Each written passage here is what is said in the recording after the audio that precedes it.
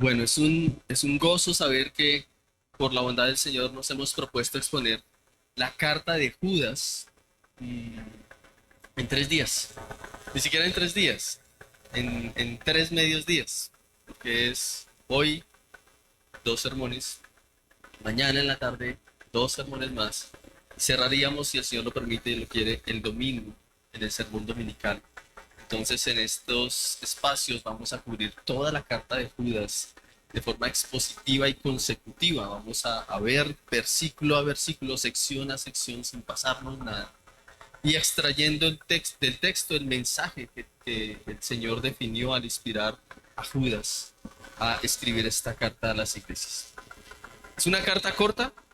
El mensaje ha sido inspirado por el Espíritu de Dios y está vigente y es urgente para la iglesia cristiana de todas las épocas y de todos los lugares. Es un mensaje vigente y urgente para la iglesia de Cristo en todos los lugares y en todas las épocas. Por eso es necesario verla hoy juntos o empezar a verla hoy juntos como iglesia local también nosotros.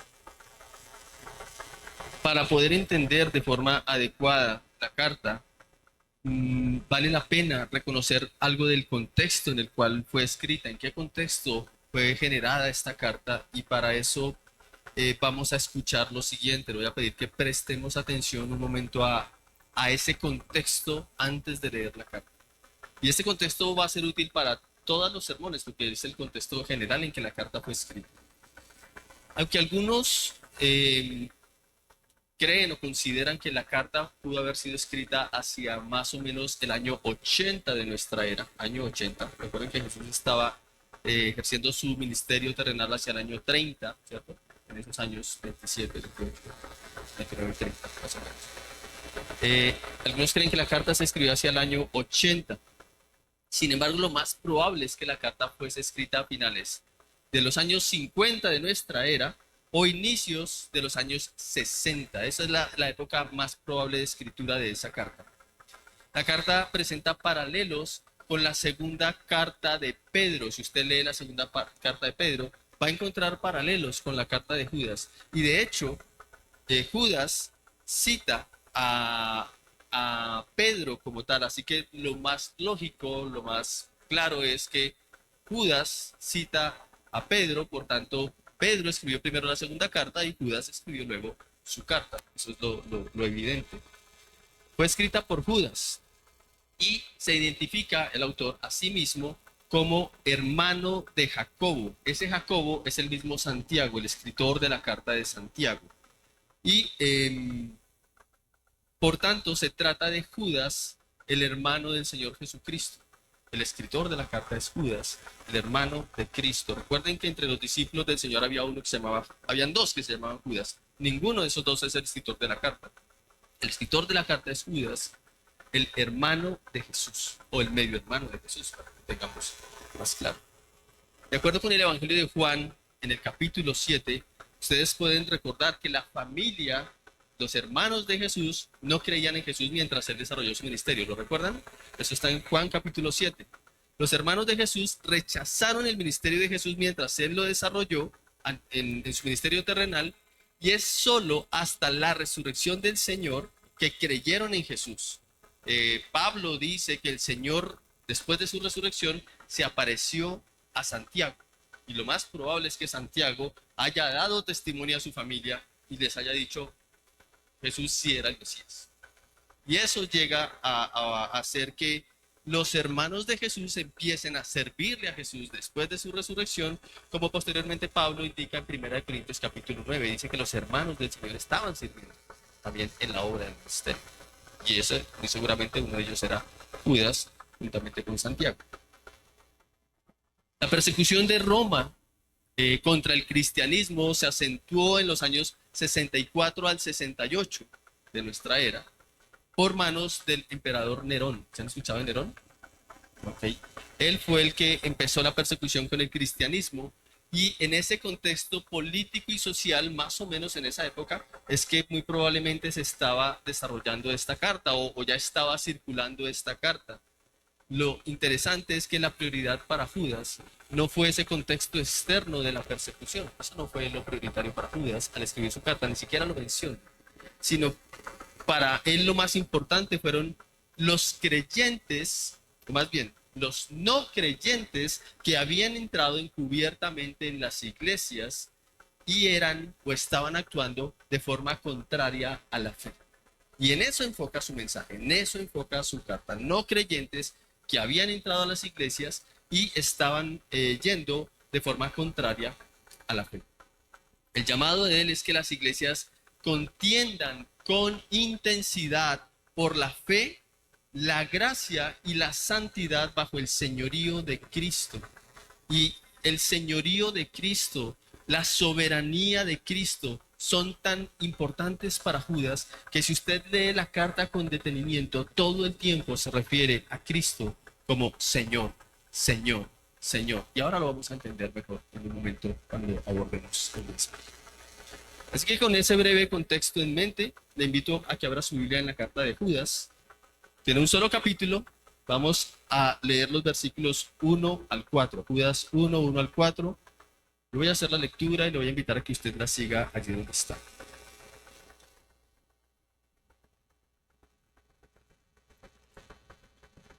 Judas 1, 1 al 4.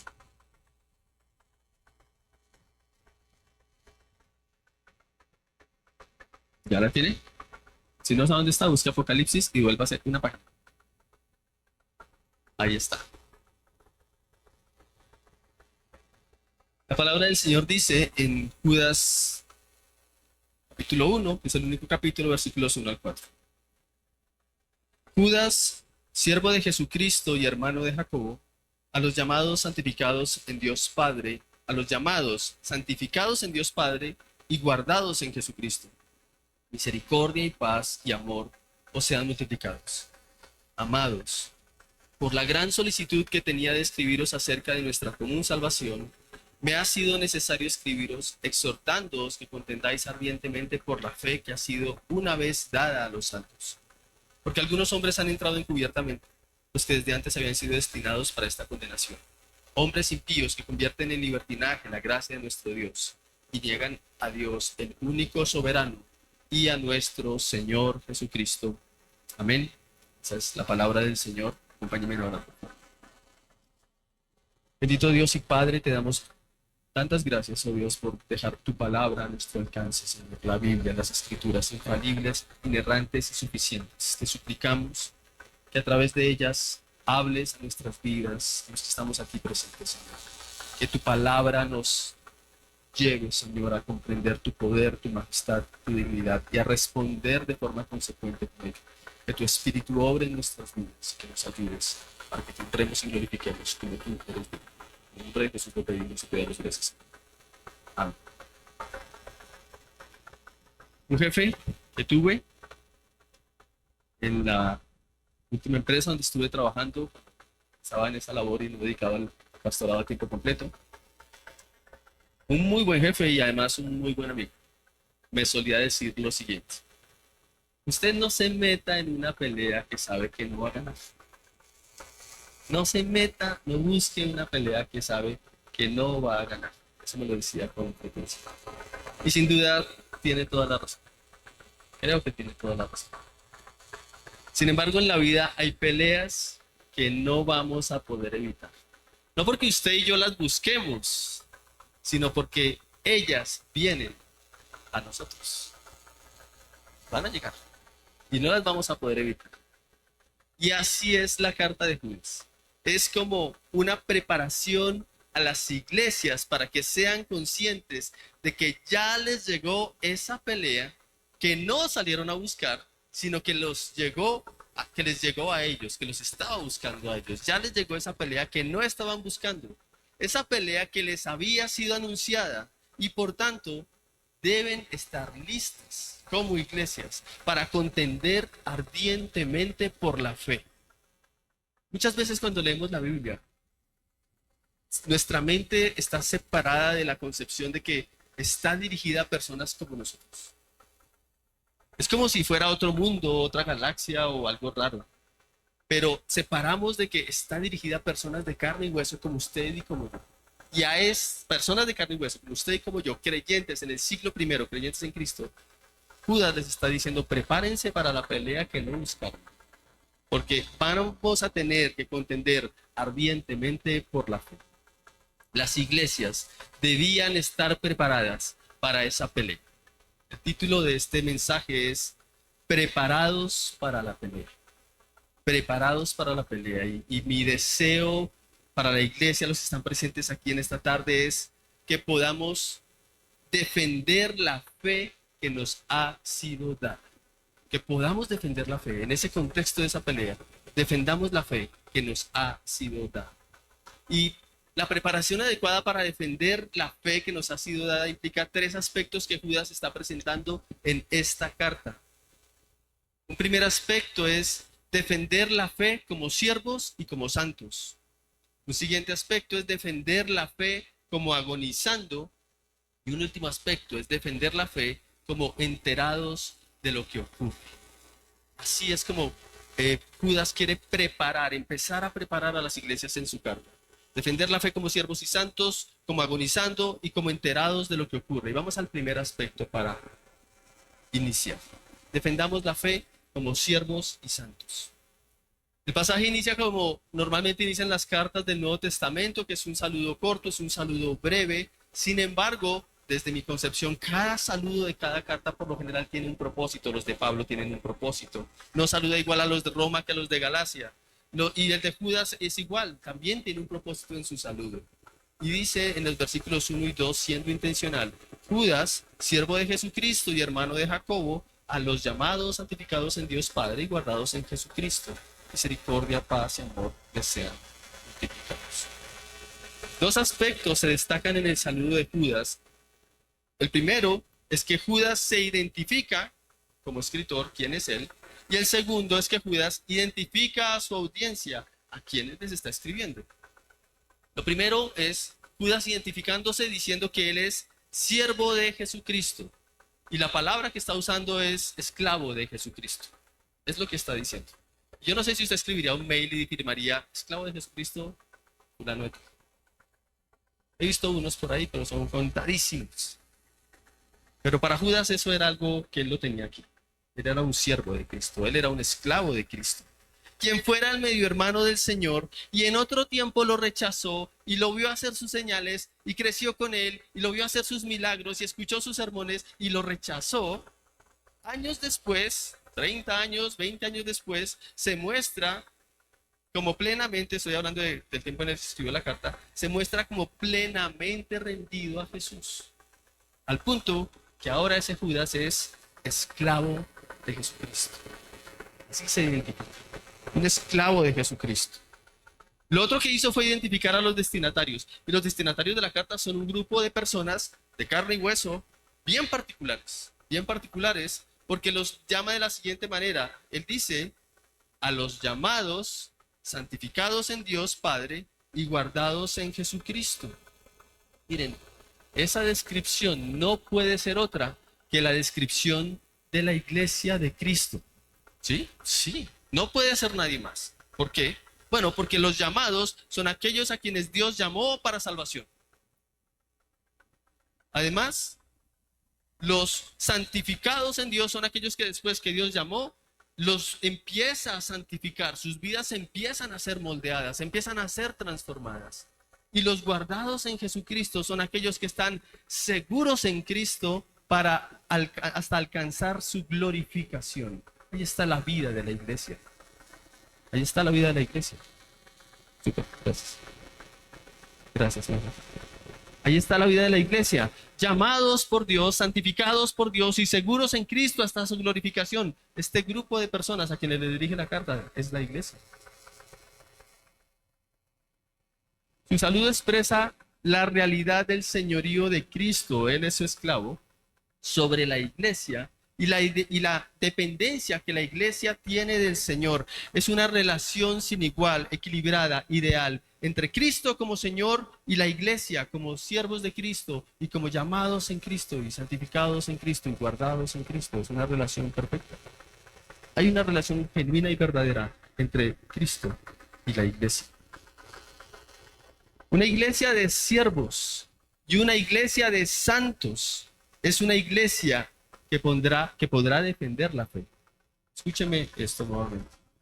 Una iglesia de siervos, esclavos de Cristo, y santos, esa es una iglesia que podrá defender la fe. Por el contrario, una iglesia que ha perdido su sometimiento al Señor y a la palabra del Señor, una iglesia que ha perdido su dependencia a Él, está extraviada y no podrá defender la fe que una vez le fue dada. No va a poder. Hermanos, no es poca cosa dejar de ser siervos de Cristo. No es poca cosa cuando a usted y a mí se nos olvida que lo que somos es siervos de Cristo. Somos hijos, somos amados, somos adoptados. Amén, amén, amén. También somos siervos. También somos esclavos.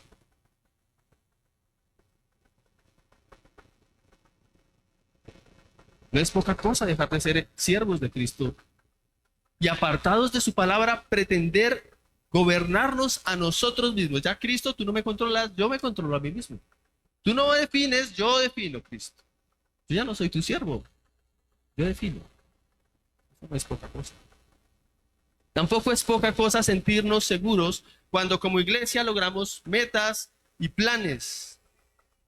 Sentirnos seguros, sentirnos confiados, olvidando que como iglesia estamos y somos porque fuimos llamados, porque fuimos santificados o estamos siendo santificados y en Él, solamente en Él estamos seguros y guardados hasta el final. Si la iglesia empieza a confiar en sus planes y sus estrategias y deja de confiar en Cristo, perdió. Perdió. Por eso, asumamos nuestro lugar como siervos de Jesucristo, hermanos. Yo los animo a eso en esta mañana, en esta tarde. La costumbre. Asumamos nuestro lugar como siervos de Jesucristo. Piense por un momento en usted donde está sentado. ¿Usted recuerda que usted es siervo de Cristo?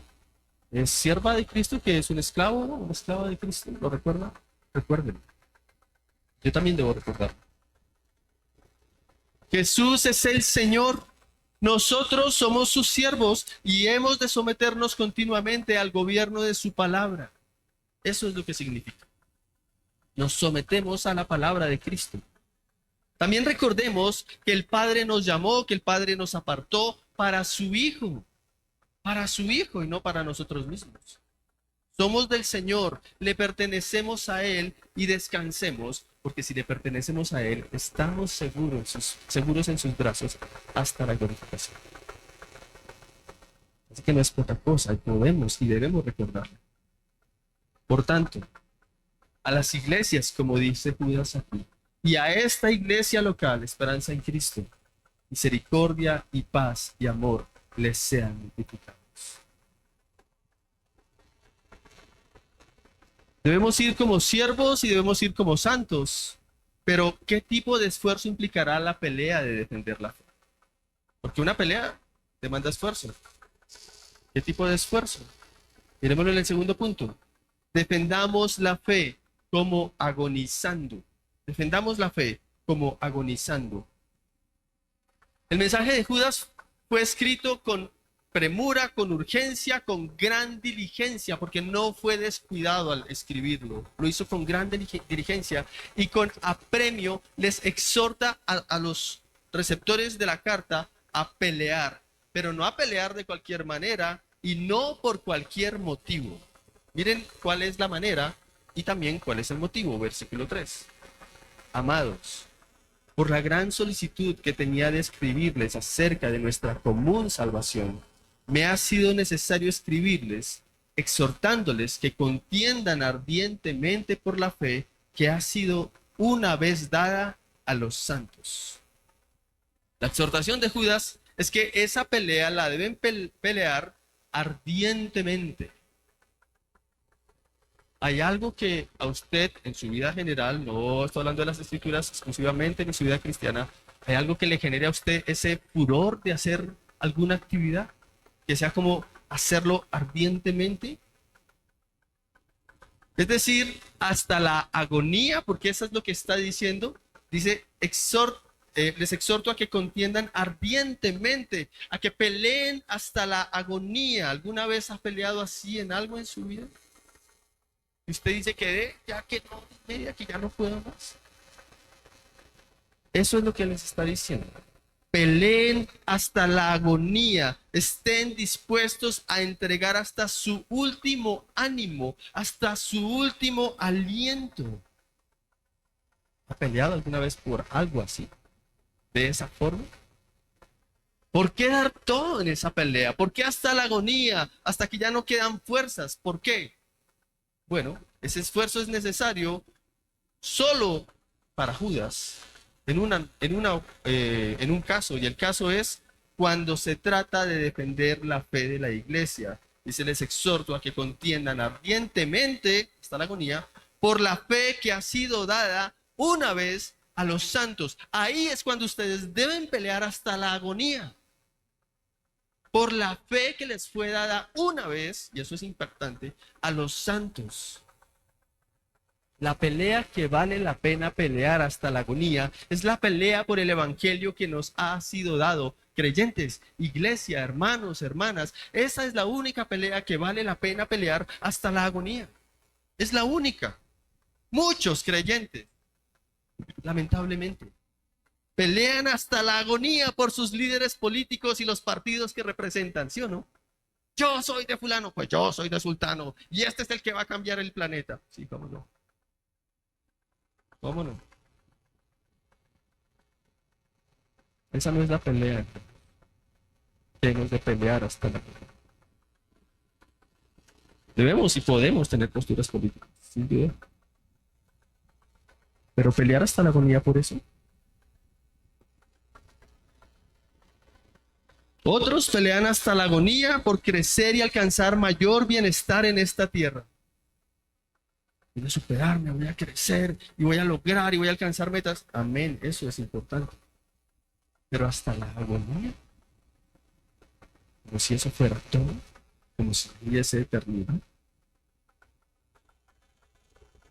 Algunos entregan hasta su último aliento, escúchenlo, poniendo en riesgo sus vidas por lograr metas extraordinarias. Y mientras usted y yo estamos aquí, en este momento, 4 personas están en un transbordador espacial haciendo eso. Y podemos decir, ¡wow! Impresionante, yo quisiera estar ahí. Hasta la agonía. Hasta la agonía. ¿Eso? ¿Vale la pena eso? Todas esas luchas tienen algo en común. Inician y terminan en esta tierra. Inician y terminan en esta tierra. ¿Usted se acuerda del Challenger? ¿Sí? ¿Usted se acuerda que ahí iban unos tripulantes? ¿Recuerda los nombres de ellos? ¿Cierto o no? Inician y terminan en esta tierra. Esa es la pelea que usted cree que vale la pena la agonía, esas peleas que inician en esta tierra y terminan en esta tierra. Yo creo que no. Judas cree que no. La pelea por la fe también inicia en esta tierra, iglesia. Es la única pelea que inicia en esta tierra, pero que echa mano de la eternidad. Esa es la única pelea, esa es la gran diferencia de la pelea por la fe.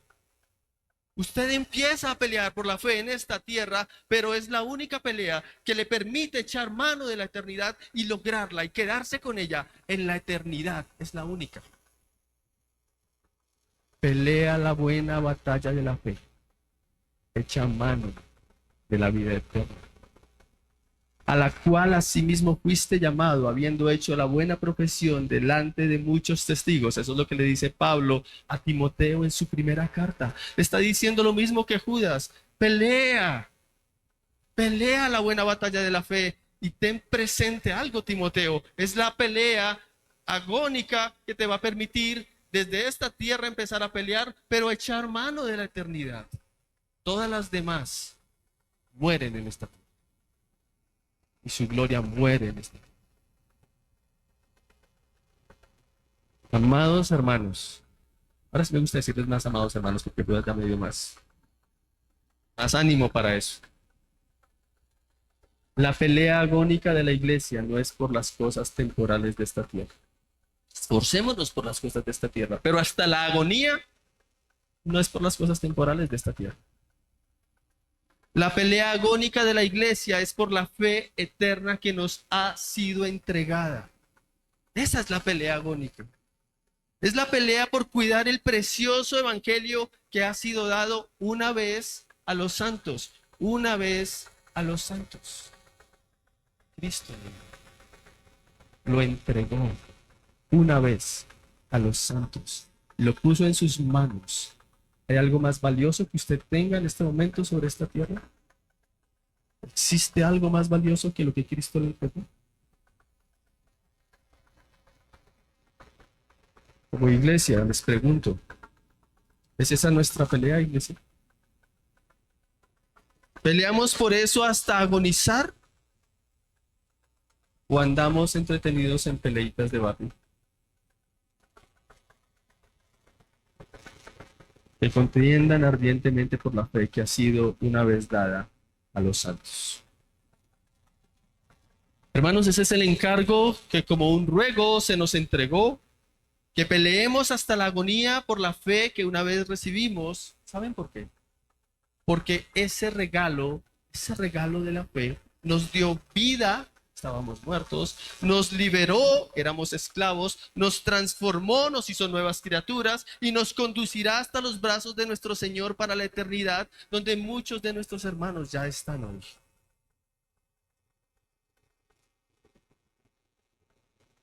Para esa pelea fuimos llamados. A esa pelea sí fuimos llamados. A pelear hasta la agonía. Iglesia, debemos asumir entonces esa pelea porque no hay otra alternativa. La iglesia no tiene alternativa de no pelear esa pelea. La iglesia va a pelear esa pelea. La iglesia está peleando esa pelea. Y lo vamos a entender en la medida en que vamos a avanzar en esta carta. La tendremos que enfrentar, pero sin duda valdrá la pena. La pelea ardiente es por nuestra fe y en esa pelea vamos a tener que entregar absolutamente todo.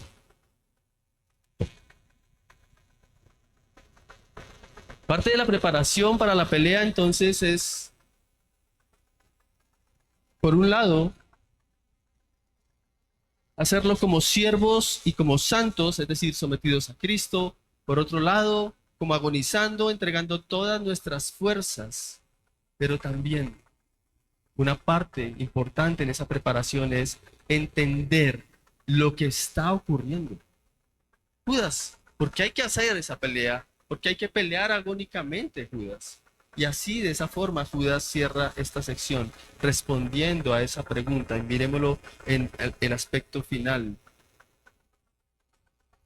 ¿Qué es lo que ocurre, Judas? ¿Por qué hay que ser siervos? ¿Por qué hay que ser santos? ¿Por qué hay que pelear incluso hasta la agonía? ¿Qué es lo que está pasando, Judas? Judas responde en el versículo 4, defendamos la fe como enterados de lo que ocurre. Judas quiere enterar a las iglesias de qué es lo que está ocurriendo, qué es lo que está pasando. Versículo 4.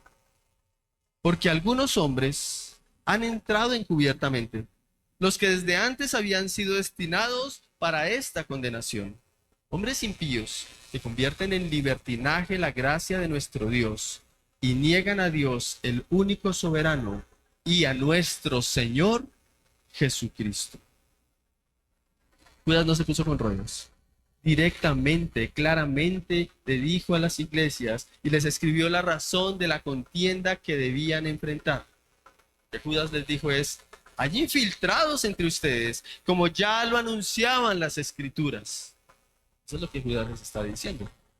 No se trata, y aquí es importante distinguirlo, no se trata de esas personas que asisten a las congregaciones como esta para escuchar el evangelio, y todos sabemos que son personas que aún no son creyentes, pero que están reflexionando al escuchar el mensaje de Jesucristo y se están examinando. No se trata de ellos. Se Normal que estén ellos en la iglesia y siempre ellos van a ser bienvenidos. Se sientan y escuchan el evangelio. Mira dónde están los de ellos. La urgente razón es que se trata de personas no creyentes que han sido reconocidas por la iglesia como si fueran creyentes. Eso es lo que está diciendo. Pero que están reconocidos, siguen siendo personas impías. Es la palabra que usa. Es decir, irreverentes y que no respetan lo sagrado. Impías, que no respetan lo que es sagrado. Y espero que usted siga escuchando, siga viniendo y siga escuchando esta carta porque se va a sorprender más adelante. La urgente razón es que esos no creyentes toman la gracia de nuestro Dios y la vuelven libertinaje. El Señor dice en su palabra, ustedes son salvos, ¿por qué? Por gracia. Por gracia son salvos por medio de la fe. No es por sus obras para que nadie se gloríe. Es por medio de la fe en Jesucristo. Y ellos toman ese mensaje y dicen, ok, nosotros tomamos esa gracia y la vamos a volver libertinaje. La llevan al extremo, saliéndose de ella al libertinaje. Y de esa manera no aceptan que Dios es soberano ni a Jesucristo como Señor. Pero siguen allí reconocidos por las iglesias como si fueran creyentes. En nuestros días no son pocas las iglesias en donde estos hombres y mujeres que se han encubierto siguen atentando contra la gracia de nuestro Dios y contra el señorío de Jesucristo desde iglesias. Y miren, mientras pensaba en esta parte de la carta, yo creo que no pasa una semana en la que, o un mes, en la que no se escuche la noticia de un creyente que hizo algo horrible y que se vuelve público. Un pastor que abusó de alguien, o un creyente que le causó daño a alguien, o robó o timó a alguien, y cosas horribles que no vale la pena ni mencionar. Bueno, lo que dice Judas es que no eran creyentes, pero estaban ahí en medio y deben ser reconocidos, deben ser puestos en evidencia. Es lo que dice Judas. Porque están pervirtiendo el testimonio de Cristo y están dañando la fe de los que los conocen. Porque los que los conocen dicen, si eso es ser cristiano, entonces yo no quiero a ese Cristo. Si eso es ser creyente, entonces yo no quiero ser creyente. Y Judas está advirtiendo, esos que ustedes les advierte, hay quienes dicen ser, pero no son. Ponen a las iglesias en el extremo perverso del libertinaje, haciéndola ver a la iglesia igual que al mundo en su perversidad. Igual que a las prácticas condenables del mundo, esos hombres y mujeres hacen ver la iglesia de la misma manera. Y la gracia del Señor Jesucristo se está viendo ya. Usando la gracia como licencia, se desenfrenan en su sensualidad y en sus perversiones.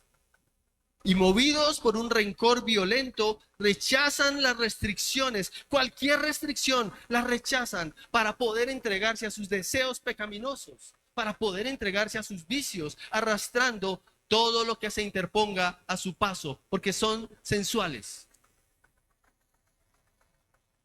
Pero están en medio de la iglesia siendo reconocidos como parte de ella. Hermanos, esta iglesia, Esperanza en Cristo, no es la excepción. No es la excepción. Ninguna iglesia local cristiana, ninguna es la excepción.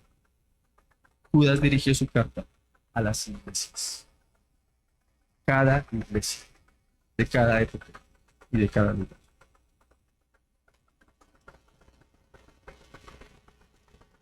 Así que esta carta también es para nosotros. Es necesario estar preparados para defender la fe que nos ha sido dada a nosotros, iglesia. La iglesia, sin duda, es la reunión de los santos, ¿no le parece? La iglesia es la reunión de los santos. Los que servimos con reverencia a nuestro Señor, crecemos juntos en santidad y avanzamos en nuestro peregrinar hacia nuestro Señor y Salvador y la eternidad que Él nos prometió y nos garantizó, nos aseguró. Esa es la iglesia. Mire a la iglesia así, piense en la iglesia así, esfuércese así, pensando así de la iglesia. Sin embargo, la iglesia también es el campo de pelea.